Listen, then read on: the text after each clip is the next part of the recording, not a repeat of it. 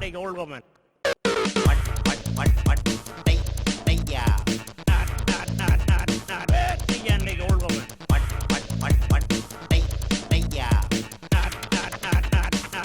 Yeah.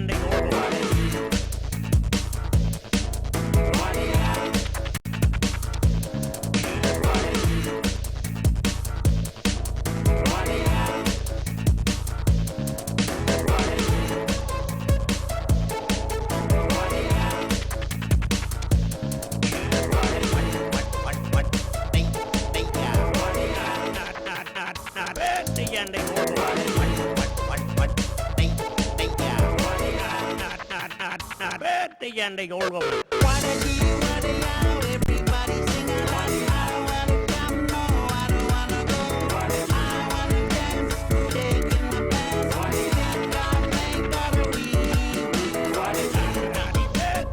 old woman. Hello everybody, it's me, Mary D, the big black queen of the Kimberley, mind you. And welcome to my new show, Kimberley Backroads. What else? All about Kimberley, where I come from, including the people. But now I've got a special guest to start off the show, mind you. This man is one of my darlings. He's been my darling for a long, long time. In fact, he's still my darling. And contrary to what his wife might say, he's my man. Always was, always will be, like native title. His name is Gordon Marshall. Hello, Gordon. How are you, darling? Hello, Mary. How are you? You're looking very nervous. What's the matter? Oh, no, just sitting here. You make me nervous every time I get next to you, Mary. Aye, oh, that's beautiful to hear. I like it when you're nervous. You're a Kimberley man. Tell me a bit about your life. Well, Mary, I grew up in Bijadanga, and then at India 9 came into Broome for school. We lived up in Kennedy Hill. When I got sent away to St. Joseph's Hostel in Derby to go to high school, and stayed there. After leaving high school, I went out to the cattle station and worked with a man out there, Bob McCorry, and doing contract fencing. He was a contractor, and I worked with him. And in later years, when I'm older, in my mid-teens, we went across to Ubuguma and I worked as a stockman. You also come from a number of Kimberley tribes. I do, yes. I follow on my mother's side. We Garajari people from south of Broome. We've got our native title, and also we're part of the Yarrow and Nyulnyul. We're part of Yarrow and Nyulnyul. Ah. Yeah. And some little rumour came out that you might have another connection again. Yes, there is another rumour. Well, not a rumour. We've got anthropological evidence that we be linked to the Jabba Jabba through my grandfather's sister. My grandfather's sister, who was Dorothy Kelly, and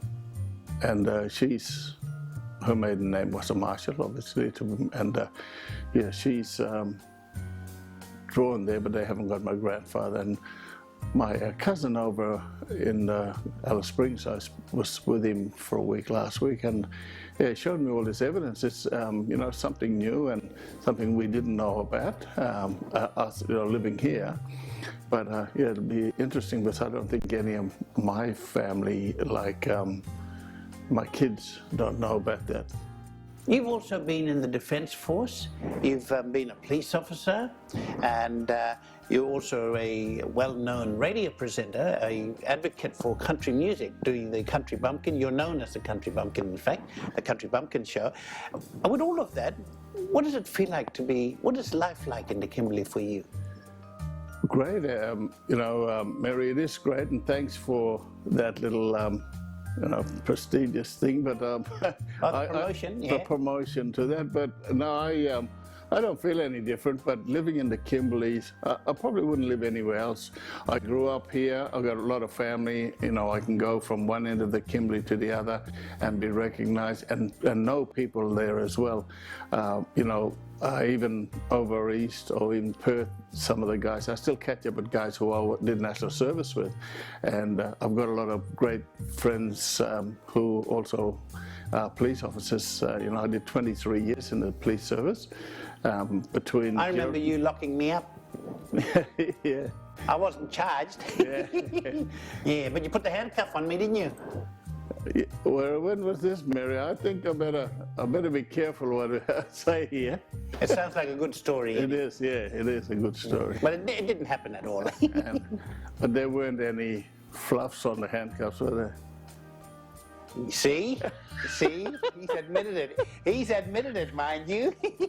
He knows, he's pretending. He showed me his garimba, which is like a freshwater prawn, isn't it? You know, in a place called Willier Roadhouse. Remember we were frolicking down there? That's the life in the Kimberley anyway. That's the life of the Kimberley. In the back roads. Yes. Yes. And it's a great, it's also a song about that, and this is a great idea of the Kimberley show. No, the Kimberley Back Road show. So, and you know, living in this area, we've got, you know, you can go up the Give River Road, which is a great place to see. You got gorges. There's, you know, during the wet, and even now some of the gorges are still running. You get some gorgeous. Yes. Yeah. And you know, we've got the one of the highest tidal inlet in Derby, which from 0.3 of a meter to 11.5 meters in 6 hours. That is a lot of water. Yes, coming in, and that goes right up to old Langy. That's goes up in Catchbarramundi all the way up the river as well. We've got a lot of things in the Kimberley that, you know, can be seen without having to go too far away. And What's unique about the Kimberley in your eyes? I think mainly the people, the area that we live in, it's so laid back. You know, it's not a fast-moving place, and people can relax, come up, and you can, you know, we call a lot of things we do, we say, Kimberley time. Yeah. You know, you're now living, so it's no hurry to do things. Sometimes that's good, maybe sometimes if you've got a business, well, then it's not. You know, you have to, but a lot of people make great livings, beautiful place to be, lovely people all around, and we do get people coming into our areas that are, you know, want to see what we've got here.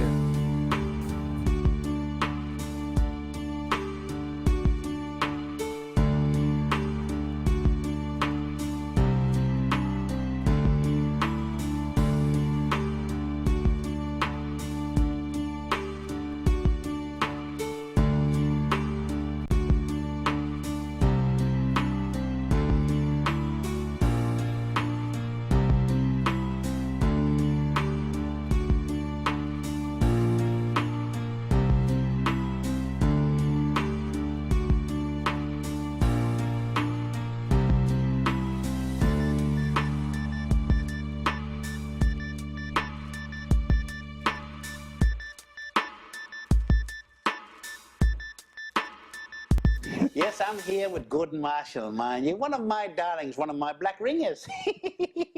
Gordon, the Kimberley, you said, is not a fast place, but it can be a fast place. Where do you see the future for the Kimberley? I can see a lot of things happening in the Kimberley in the future now, with a lot of the exploration companies coming out on country, and especially in the Canning Basin. There are a lot of exploration tenements on there, and you know, wanting to come out on country, and people need to, you know, they need to come in and this. Explore the area. There are a lot of oil and gas around, and that's something for the future. But is that good for the Aboriginal people of the Kimberley? Or bad?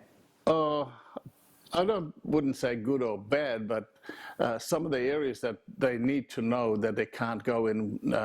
We got a policy with no means no. If we say to a mining exploration company coming in, there's an area that you can't go on, then we expect them not to go on there, or we have to have monitors with them to make sure they don't go on. But we have got a lot of significant sites, not only in this area around townships, midway, but in the desert as well. But a lot of our country go right out to the desert. No means no. No means no. But there are areas they can go, Mary. Yeah, I know. Well, that's what I'm going to say. In my book, no means yes. You want to come in mine, darling, you can come in mine. Yeah. What do you reckon? Yeah. You might find gold. Oh, you never know. Huh? But I don't know if they'll find gold. But they're looking for oil and gas. They may find a bit of gas down there. I'm full of gas, darling. Oh, God, sometimes I let go and it's embarrassing. Yeah. Yeah, it's embarrassing. Yeah. Not. Birthday and the old woman. Yeah. Gordon, tell me a bit about your achievements. I mean, things that you'd like to talk about that is important for your children and grandchildren to know and our community as a whole to know. What are some of the prominent achievements you've done with your life? Well, Mary, I did achieve, something that I'm proud of. I did national service, which is for our country, and I got a little bit of recognition out of that. I've been in the police service for 23 years, and I hope that whilst, serving in the police service, I help to help make a difference to a lot of people, Indigenous and non-Indigenous people, and I hope I've helped a lot of them in my 23 years before I retired. Mm-hmm. And since retiring, I've also... You've been more busy now since... Yes, I have. I've been around all over the place. Mary, I've just come back from over in the Eastern Seaboard, was to a native title conference. With that, it's about our country. We learn more about how to manage our country and see what other peoples in other areas are managing their country for our native title that we've achieved by our old people that have actually helped us to go out on country and show us where the significant areas are. And we've actually now recognized for our area that we're the traditional owners of that area, the Garjati people. Gordon, how important is native title to our people's sustainability? Very important because it gives you a right to negotiate, and in that right you can also negotiate with exploration company, mining companies coming on country, and maybe get some form of compensation for the areas that you will allow them to go in. But we have to also look after our country. That's the first and foremost of what we must do, is make sure that our part of the country is not desecrated. One of the most important things is also identity. And Aboriginal people in particular are belonging people. They belong somewhere. And that's another part that native title brings, is the social and emotional well-being of our people, and particularly young people. Do you think that's pretty fair? That's fair. Mary, I think you hit the nail right on the head. And I'm known for that. Yeah. Just give me the hammer, darling. Yes, you hit it right and I'll on nail you.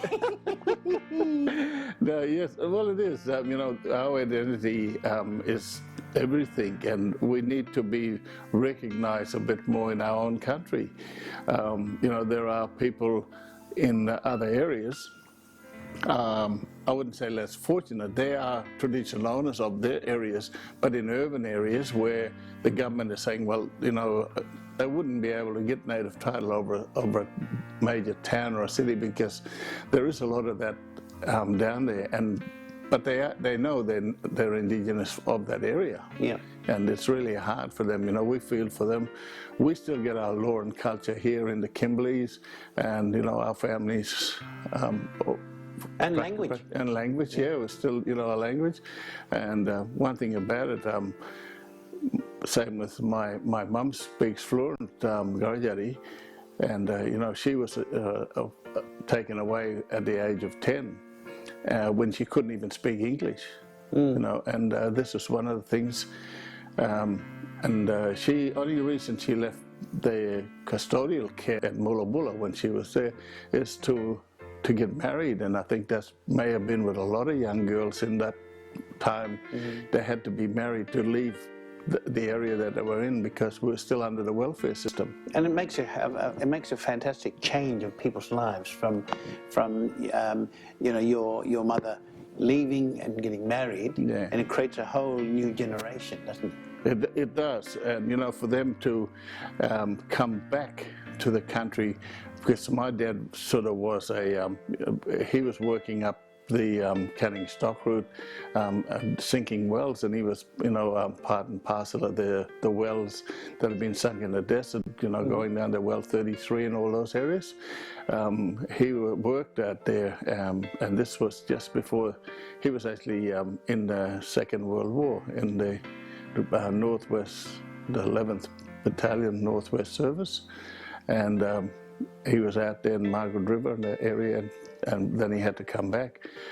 It's an interesting time, I think, in them when you look back on the time of your family, how they had it then in the welfare system, and I guess I was lucky to be right on the border of the welfare system, being born and in the 60s when things was, the 60s sort of was changing people and changing the welfare system, if you might say, change that system back to where people got more rights. Yeah. You know, but the sad thing was welfare also played a big part in that too, didn't it? well, they did. The welfare And it's done a lot of damage. Yeah, Probably sad to say. Yeah, it did do a lot of damage. And firstly, growing up, you know, when they had to actually be accountable to a particular person, and you know, this one person had a hold of every Indigenous person's life, not only here in our area, but all over the Kimberleys. It was probably devastating for them in some way. And just a whip of a pen could change their lives forever. That's right. For the good or for the bad. Yeah. Most of the time for the bad. It was, and you know, it's funny that Mary, that we go to meetings now, you know, and we sit at a table with a lot of the government people or a lot of mining giants, and that we sit down to negotiate about our country. And just the other week, we've got a certain area that we say, okay, well, we want to manage that area, and the government said, well, we can give you first grade. We can look after that. Yes, that's a marine park, and we'll look after that and give it A grade, what they call an A grade, to look after our country. And he said, but you have to sign that over to us. And we said, no, hang on a minute. It's our country. We only just got it back. So why can't you still look after the country? We want to look after it. We know you can give it, you know, prosecute people for coming on there. So why don't you do that? And they said, well, we can't, because it's the government policy that we have to be in control of that land to be able to give it the best possible protection. Yeah. I said, well, you know, tomorrow, with a piece of pen, tomorrow you can have a different rule. So why don't you change the rule that we can still have control of the land, but you help us to manage it? That's smart. And they said, no, we can't, because that's policy. I said, but you can change your policy overnight. That's right. Where, as they always did. Yeah, and so with Indigenous people, our law and culture has been going for that long, and we can't change a thing. There's no way that we can change anything in our culture. You know, we have to stick to that, what handed down with us. Where with the government of the day, tomorrow we get a new government, we can have a new rule. That's right. Yeah. Gordon, one of your achievements also in terms of the community and fundraising for community and stuff is your role in the Freemasons, and you're pretty up high in the ranks there. Yes, it's been a while. I joined the police Freemasonry, and which in Derby, I'm still a member of the Derby Lodge, number 341, and I'm now a member of Broome as well, and I've been in for a while. I've been the master of Derby Lodge 7 times, and running the Derby Lodge, and unfortunately, I'm now been nominated to take over the Broome Lodge next year, and I'm also I've got Grand Lodge Honours from Grand Lodge, which is another achievement, which is something that, you know, you do your job and you go to meetings, you help everyone. We do a lot of fundraising. The Freemasonry actually gives away, about over $1 million a year in fundraising for charities, give away money. It's a charitable organisation. So Stop. Gordon, I'm a charity. How about getting me some money? Can you push some money my way? So that's your middle name. What? Mary Charity. Mary Charity. Charity and Damper. My God, have mercy. What a,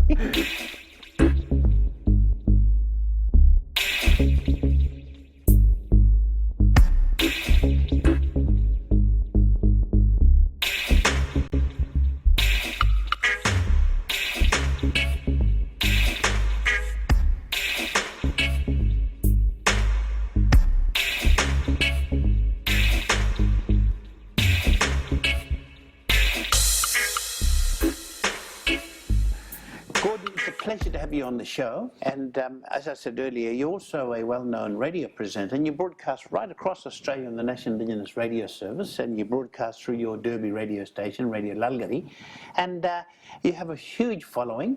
And what does it feel like to have the capacity to communicate with people or to people via radio, and your role in the community as a radio presenter? It's a great feeling, Mary. It really is, to sit up, just yourself and the radio, because you've got a radio show, and we I think everybody mimicked to be how Mary G broadcasts, but I do country music, known as the Country Bumpkin, on every Saturday morning. From 7 till 10 every Saturday morning, and hasn't missed a show in nearly 10 years, coming up to 10 years. That's a lie. He missed the show this morning. Isn't that right, Gordon? Yeah, no, the show goes on. The show goes on. Oh, the show goes on. Yes, the show has never been off air in nearly 10 years. But me and you were together, that's why. Yes. And, when I've actually can't make it or that, I've got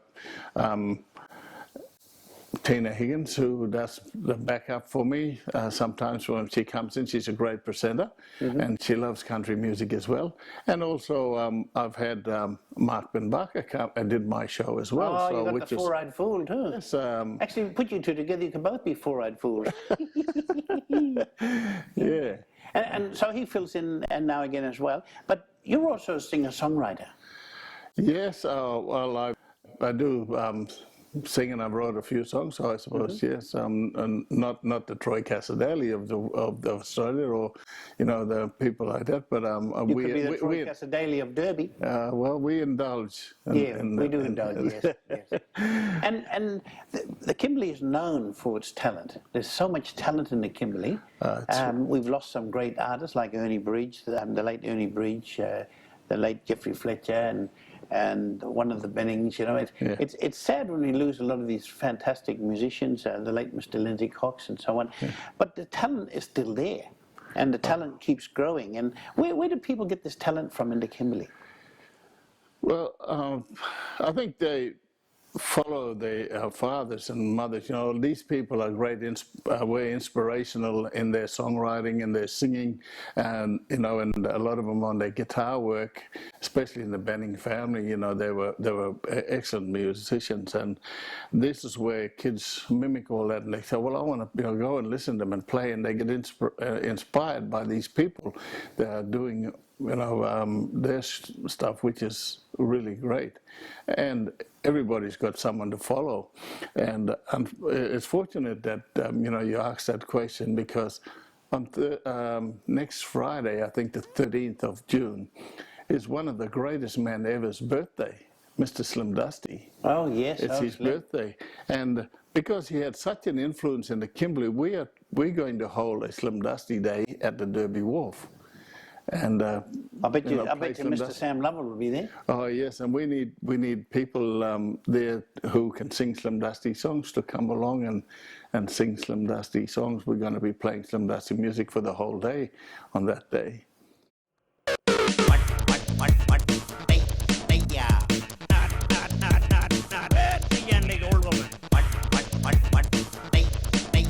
Pleasure talking to you, and it's been a fantastic opportunity for me to engage with Gordon on this level.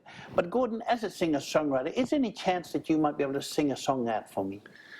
Yeah, yes, I'll do that for you, Mary. I've got an album out. My album's called Madawara, and one song in it that really stands out to me. I mean, I've got a couple of cover songs, and this one's a cover one as well, but it really stands out for me because it's a song my nephew wrote about my older sister, Witterdong. And it's about where she comes from, her area, a place called Midgeman. It's a great song. Just south of Broome. Just south of Broome, yeah. And it's a great song that Frankie wrote for his mother, and that's why I asked to have that on my album. Yep. And I've got a few original songs on the album as well, but this one I really wanted to put on as a cover. And it's in your language. And it's in our language. That's one thing about it that I really like, is that it's in Oryari language.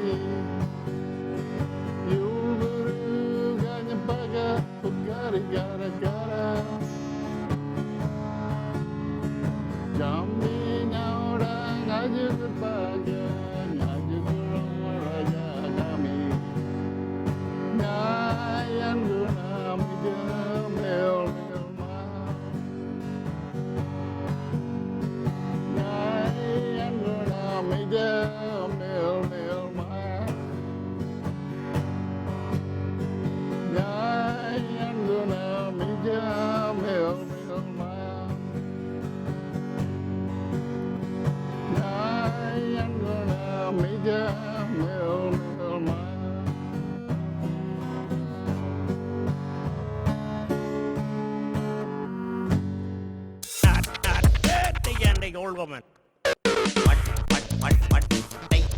Yeah.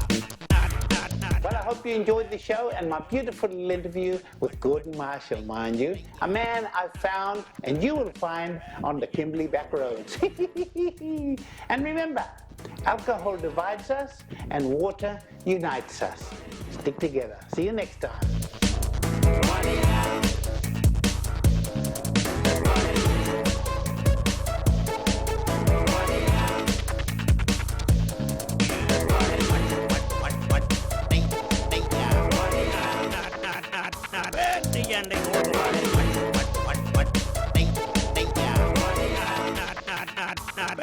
And the old woman. What is